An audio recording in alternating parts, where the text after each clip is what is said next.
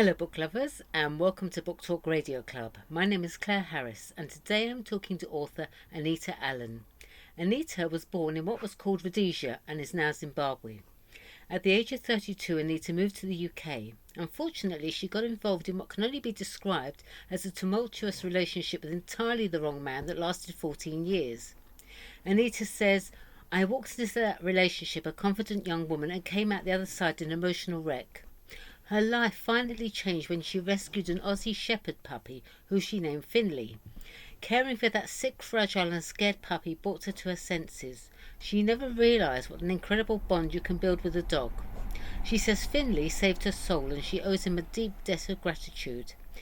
Anita's book, 5 Minutes, an autobiography of a dog named Finley, is a story of Finley's life and how he came to be rescued by Anita, and is written as Finley telling the story.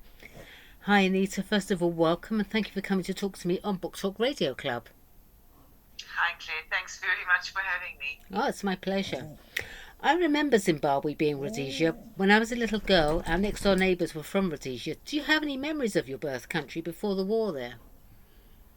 Yes, I have loads of wonderful childhood memories, especially growing up in Victoria Falls, which would be, I don't know, in my opinion, every child's dream childhood.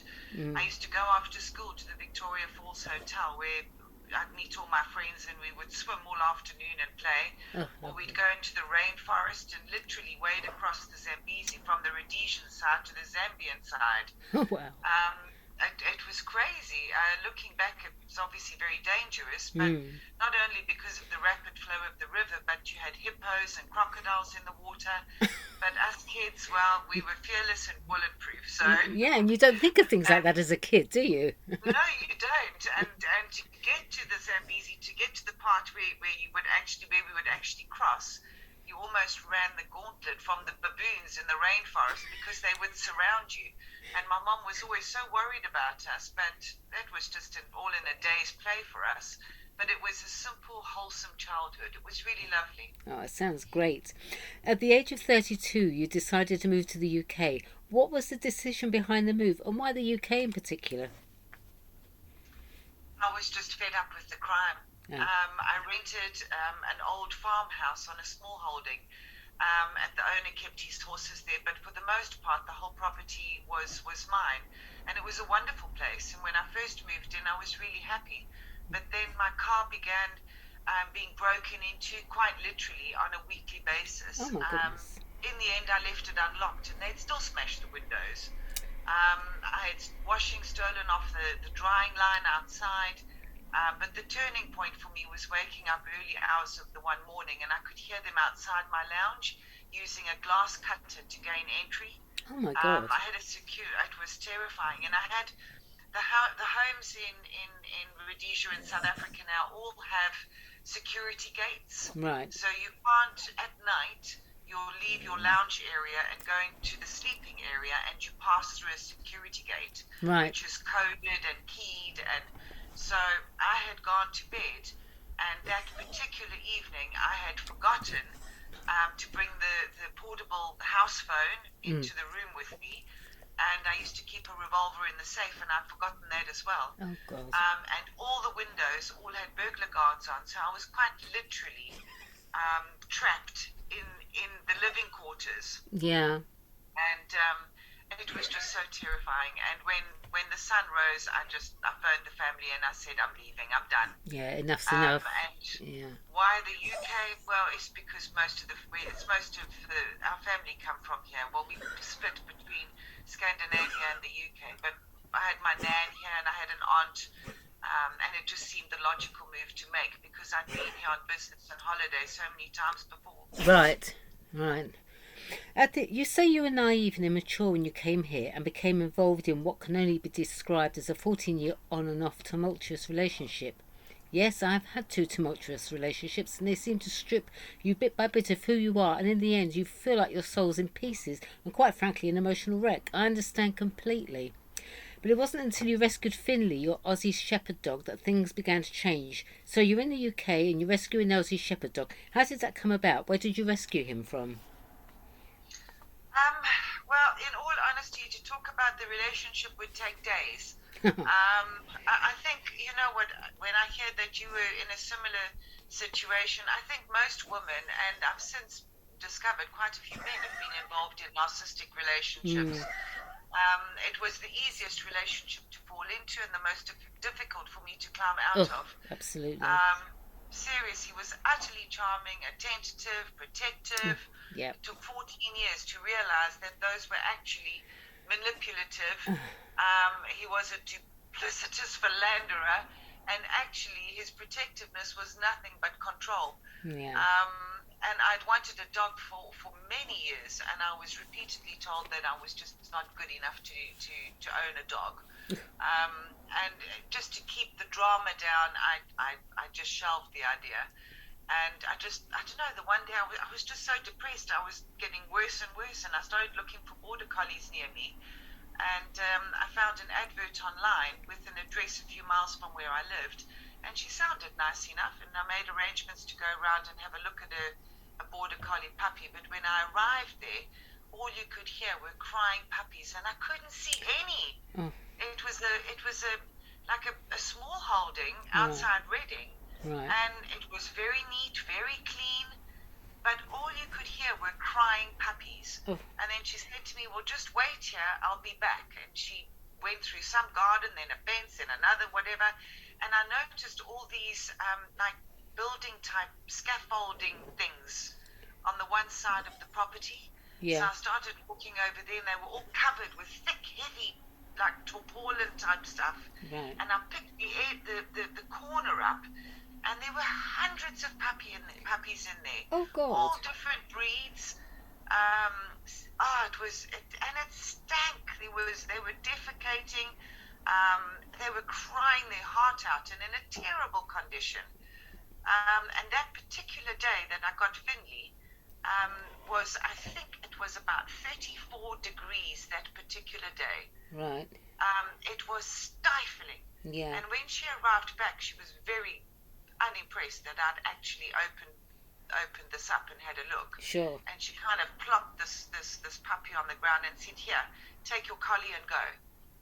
But this little dog just went charging off in the opposite direction and went and stood outside a wooden hut that had no windows. It was locked and bolted. And I said to her, "What's inside the hut?" And she said to me, "Those are Australian shepherds and they're booked. Now you've got your dog, get out." And Nice. eventually she opened up, and in there was Finley's brother who was dying, and Oh. Finley. And for some reason, it was Finley. I just knew that was him, and that's how I rescued Finn. Oh. I have to say, I call my darling Cocker Spaniel Henry my emotional support wolfer. He's been my everything during the past 18 months. Tell us about Finley and how he helped you heal. Claire, I mean, when you've been in a controlling relationship like you have at one point, I have, and everybody else has, perhaps so many people, you lose your confidence. You just become a husk of your former self. Yeah. And the day that I brought Finley home, I can't really explain it. I had saved this puppy's life. I had something in my life now that needed me. Yeah. I had a beautiful soul that I could pour all my love into. I remember feeling quite anxious, really, about my ex coming home and seeing Finley. But for some reason, I just thought, to hell with it, I don't care. And this, I think, nursing Finley was for me the biggest thing. He was an extremely sick puppy, very, very sick. And it took a good few weeks for him to start to come right. And during that time, we just grew stronger. And I think the walking, I had something to keep my mind off my ex. Yeah. If that makes any sense at all. Yeah. It's something, you had something else to focus on. Exactly. Yeah. And I realized finally that the only thing to fear was fear itself. And I used to walk Finley, and I still do. I talk to Finley, and I still do about everything.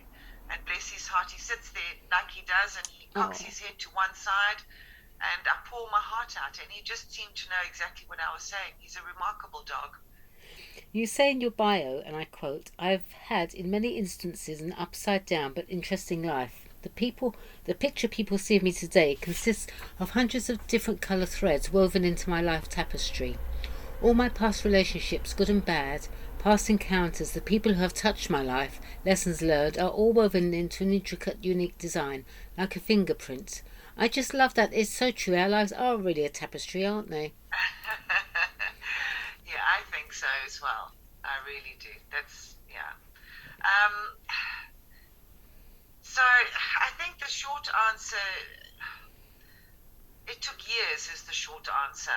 Before I met my ex, I was almost ruthless emotionally. I didn't give second chances. I really didn't, because if you could do it to me once, then you do it again. Yeah. And I had a close the door on your way out policy. But I fell in love with this guy. Or at least that's what I told myself over and over. I promise you, I lost count how many self-help books I bought, how many lists I made, reasons to stay versus reasons to leave. I'm laughing because you're talking about me as well. That's why I'm laughing. Oh. I know, it's crazy. I used to have these pieces of paper lying everywhere, and I knew I had to get out, but I just didn't know how to do that. I kept thinking of the home I would lose. You look at your surroundings and you think, oh my God, I can't do this. I'll just try a bit harder. I'll just change this. Yep. And that fear of the unknown became my closest friend. Yeah. But I had my priorities all back to front with hindsight, which is wonderful because it's 2020 vision. True. And that is why Finley was, as I always say to Finley, even today, when I grab him and I ruffle his ears or whatever, and I say to him, "You're the best 250 quid I ever spent," because that's how much it cost me. And in finding Finley, I found myself, because I had to protect Finley, even from my ex. It shook me into reality. He's the child I never actually had, and once he had arrived, I began changing my life completely. And the walks that I took him on allowed me to search my soul. And I began to see life so much clearer. And that dreadful fear of change that had been my company for so long vanished. And I just clawed my way back. You go on to say, "I used to think if only I could go back in time, knowing what I do today, just think of all the pain I could avoid. However, as I've got older, fatter and more wrinkled, I've come to realise how all those dramas have made me who I am today. Truth be told, I wouldn't change a thing." You know what, Anita, that's exactly how I feel too. Life would be so boring without the ups and downs and the highs and lows. Considering what you've been through, that's an extremely healthy and enlightened view of your life experiences so far. How long did it take you to make peace with it all and accept it as it is? It took a few years. It took a few years.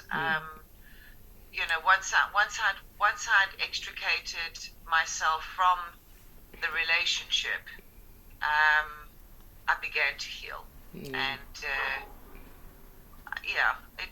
it took a while. It took a while. 5 Minutes, an autobiography of a dog named Finley. Why that title? From the day I picked up Finley, if ever I go out and leave him alone, I always say, "I'll be 5 minutes, Finn."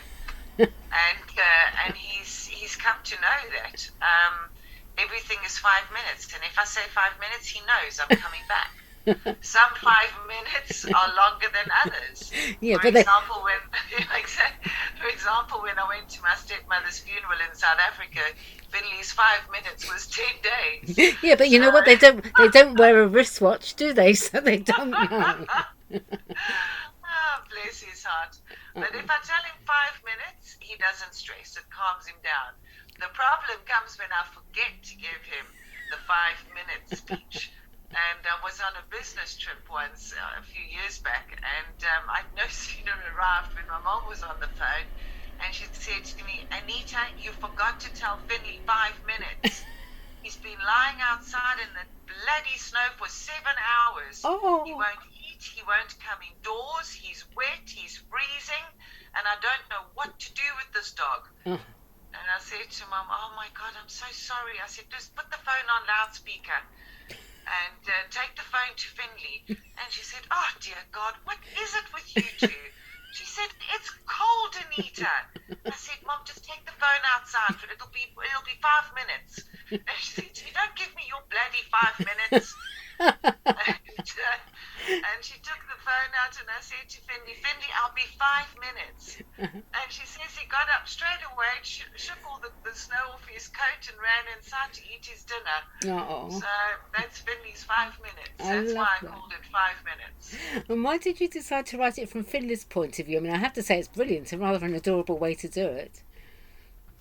I wrote it from his point of view because he's the silent listener to every conversation. Right. And I think every dog is. You know, they are the witnesses of our life unfolding. Yes. They pick up on our energies. They see so much more than we do. Yeah. And so I think Finley saw things objectively, which is more than I can say for myself.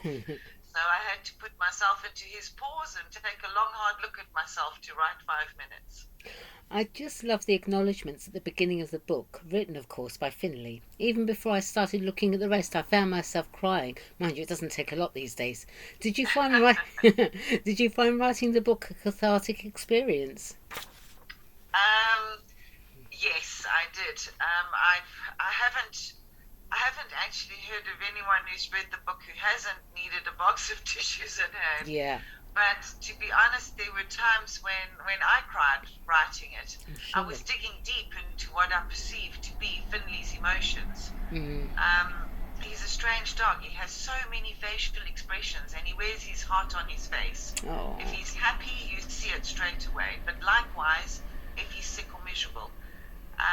I think it's all the time we spend together. Honestly, I used to take Finn to the office in the morning. He's been on business trips with me. He's stayed in hotels, been into boardroom meetings with me. He's been my shadow, and I know him so well, and he knows me. So, yes, and writing that book was very cathartic. It was also extremely annoying, recalling certain things with my ex, because as you're writing, the memories are flooding in, and so I was having little temper tantrums. I mean, I look back today and I cannot, for the love of God, understand why I chose to endure and make excuses. It's crazy stuff. Tell me about it. If you look at it philosophically, that dreadful relationship helped me find Finn. It helped me break ties with the life I lived. It was all just one big knock-on effect. It was meant to be. Exactly. And oh my goodness, Finley's description of he and his siblings leaving his mum. I'll read it out here. Just before I got put into the cage, I remember turning around and taking one last look at my beautiful mother. She had her snout pushed as far through the iron bars as it would go. Her intense stare was haunting. She had a dignified yet desperate look in her blue eyes. I could see the pain, fear and desolation as she watched us disappear one by one into the cage. I sometimes still see her face in my dreams today. My goodness, Anita, that's so sad and so beautifully written. Finley's mother was a breeding bitch for unscrupulous dog breeders, wasn't she? I can't imagine the cruelty. How on earth did you manage to write about it? I tried to put myself into Finley's paws. It sounds ridiculous, but just to allow myself to feel what it must have felt like. Yeah. The more I opened myself up to those feelings, the easier it was to feel all the emotions attached to that. Growing up in Africa, we had loads of dogs and a couple of bitches who gave birth, and I remember watching as a child the care they gave those puppies. And I never forgot that. And as for Finley's mom, Vicky, I can only go on the fact that the RSPCA, after my call, did go to the farm and remove all those puppies. Good. And I was told that they were brought in across the border from Europe illegally. Right. Sadly, it's a huge market, and I'm forever signing petitions and donating for animal abuse. And having read as much as I have regarding the conditions these dogs live under, the rest was easy. I just had to allow myself to feel those sort of emotions, if that makes any sense at all. Yeah, absolutely. On the front cover... It was difficult. Sorry, it was difficult to write about it, to be honest. I'm sure. I'm sure it was. On the front cover of your book, there's a touching photo of you buried under a duvet with Finley curled up next to you with his nose on your neck. It's such a lovely image. However, there's also a gun in the photo. Would you tell us about that, please? Yes, that's how we used to sleep in South Africa when we went back. Um, he always slept Finney's always slept as close to me as possible. But now he's a mature boy, and sleeping with his mother has lost its appeal. Oh. Besides, he has a crew now and a reputation to uphold. He was an only child then, so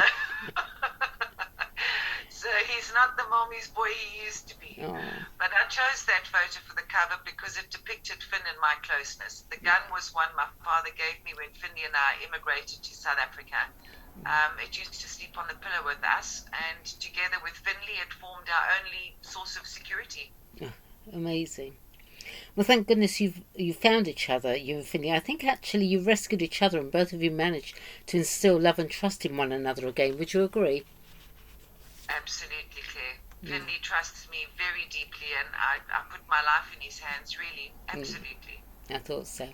Now, both you and Finley are happy, as well as having each other. Finley has 3 more doggy friends, and you are happily married, which is wonderful. Tell us about Finley's friends. Are they Australian Shepherd dogs too? No, so now Finley has Strider, his brother, who's a Scotch Collie. No. Khaleesi and Torvi we call Waggy because her tail never stops. And they are both Carpathian Shepherds. Well, big dogs. They are 2 very big girls, and so yes, we have a motto: don't shop, rescue.